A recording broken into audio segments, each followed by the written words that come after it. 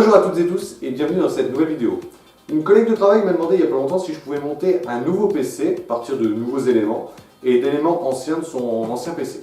Et aujourd'hui, je me suis dit que ça pouvait être intéressant de faire des vidéos sur le sujet.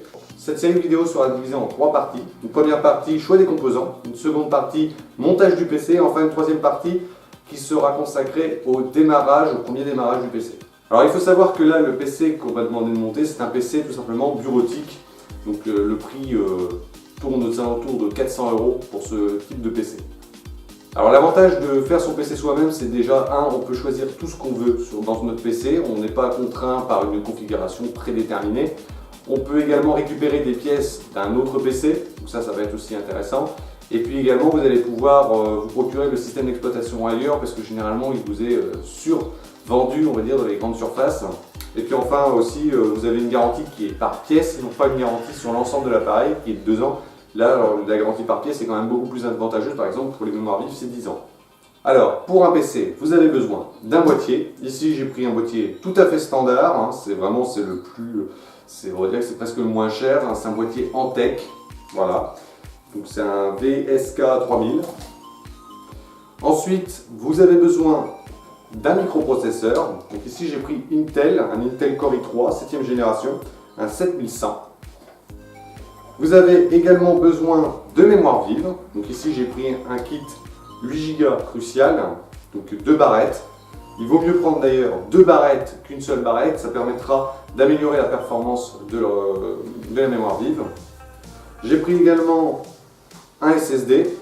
Alors beaucoup me diront que ça ne sert pas à grand chose, mais je trouve que c'est quand même plaisant d'aller très rapidement sur tout ce qui va être système d'exploitation. Ça charge le système d'exploitation très rapidement et tout ça, donc je me suis dit voilà, c'est beaucoup plus intéressant. Maintenant que j'en ai un moi pour mon propre PC, je me suis dit que c'était tout simplement important d'en avoir un parce que franchement, quand on y a goûté, on ne peut plus faire sans.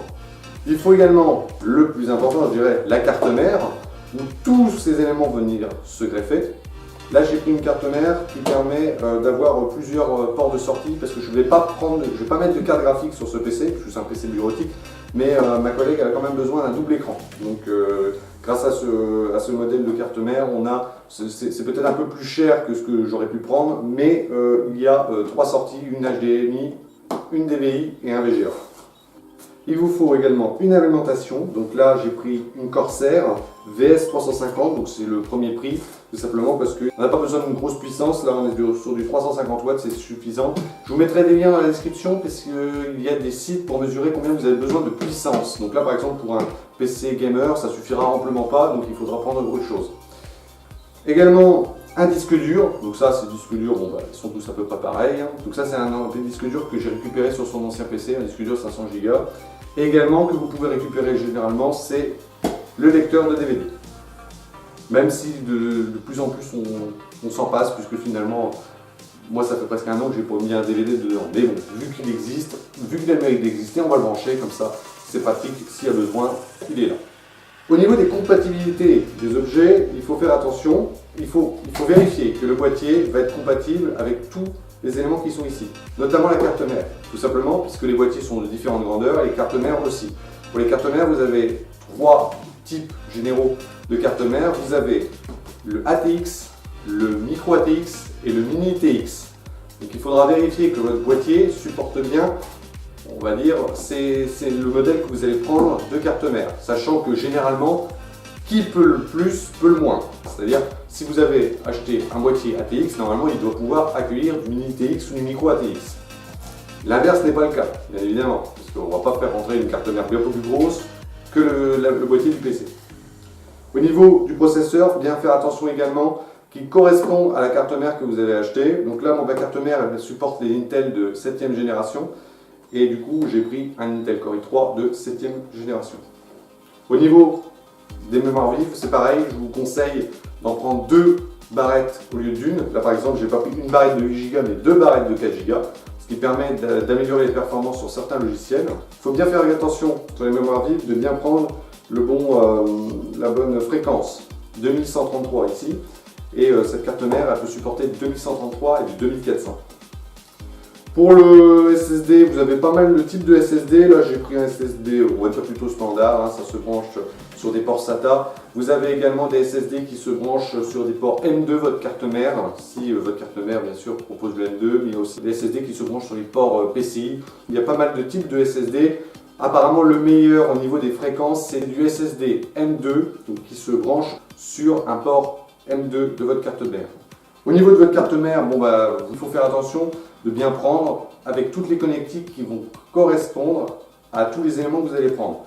Donc faites attention que cette carte mère ne soit pas sous-évaluée par rapport à toute la config que vous allez mettre derrière. Également, une alimentation, je vous l'ai dit, il faut que l'alimentation corresponde au nombre de watts qui est suffisant pour faire fonctionner l'ensemble. Une alimentation trop puissante, ça va être problématique. Une alimentation pas assez puissante, ça va être également problématique.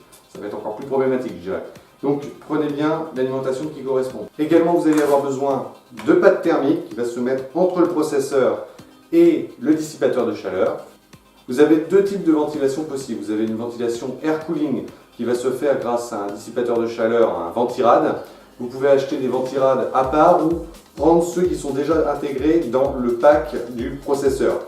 Dans notre cas, on est juste sur un PC bureautique, on ne va pas s'embêter, on va prendre celui qui est inclus dans le processeur Intel. Mais sinon, vous avez des marques différentes comme Be Quiet ou Noctua qui font des très bons ventirades.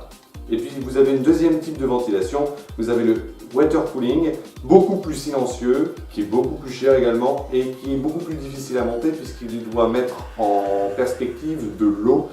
L'eau et le matériel électronique, ça ne fait pas bon ménage. Donc il faut très bien le monter pour pouvoir que ce soit bien fait. Donc je vous conseille d'aller voir des vidéos sur le sujet si vous voulez monter votre water cooling. Ça pourra très bien se marier avec l'ensemble de ce que je vais dire tout à l'heure.